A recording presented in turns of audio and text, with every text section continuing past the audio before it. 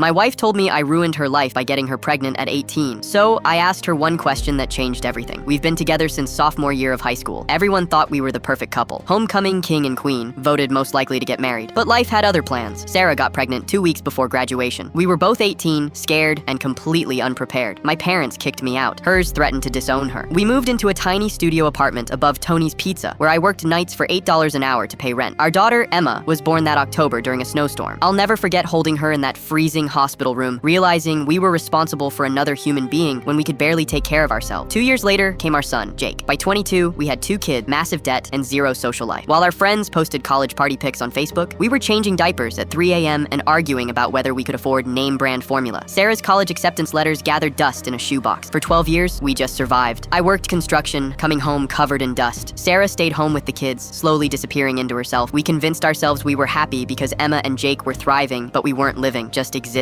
The breaking point came during Jake's 12th birthday party. I watched Sarah fake a smile through the whole thing, playing the perfect mom while her eyes looked completely empty. Later that night, cleaning up alone in the kitchen, she finally exploded. "I never got to be young," she sobbed. "I went straight from being someone's daughter to someone's mother. I don't even know who I am without these roles." That night, she told me about dreams she'd buried. She'd wanted to study marine biology, become a researcher studying coral reefs. She dreamed of backpacking through Europe, learning Spanish, having a career that mattered. She wanted friends who didn't just talk about soccer schedules. "Sometimes I wonder what would have happened if I hadn't gotten pregnant," she whispered. "Not that I don't love our kids, but I completely lost myself. I don't know who Sarah is anymore. Only Emma and Jake's mom." I felt punched in the chest. Had I stolen her entire youth? Was I the villain in her story? The guilt was overwhelming. We started couples therapy with Dr. Martinez. For months, Sarah barely spoke during sessions, but Dr. Martinez kept pushing. "What did you want before kids? What made you happy as a teenager?" Slowly, pieces emerged. Sarah had been valedictorian, accepted to 3 universities with marine biology programs. She'd had this whole plan mapped out: study abroad, graduate summa cum laude, maybe work for NOAA someday. She'd wanted to save the oceans. "I don't resent Emma and Jake," she finally said during one session, tears streaming. "I resent that I never got to choose. Everything just happened to me." Dr. Martinez gave us homework: write letters to our 18-year-old selves. Sarah's was 7 pages long, full of apologies and promises. Mine was shorter. "I'm sorry we had to grow up so fast." Reading those letters broke something open between us. For the first time in years, we really saw each other. Not as co-parents or roommates, but as scared teenagers who'd had their lives derailed by one pregnancy test. That's when I asked the question that changed everything. "Sarah, if you could go back in time and choose differently, would you?" The silence stretched forever. I held my breath, terrified of her answer. Finally, tears streaming, but her voice steady, she looked at me and said, "I'd choose you every single time without hesitation, but I'd also choose me. I'd insist we wait until we were ready, until we'd become whole people first. We're rebuilding now." Sarah enrolled in online biology classes. We hired Mrs. Jessica to babysit twice a week so Sarah can have girls' nights. I'm learning to see her not just as my wife and the kids' mom, but as Sarah, this brilliant woman who got derailed but never really died, and I've begun taking cooking classes, doing what I love once again.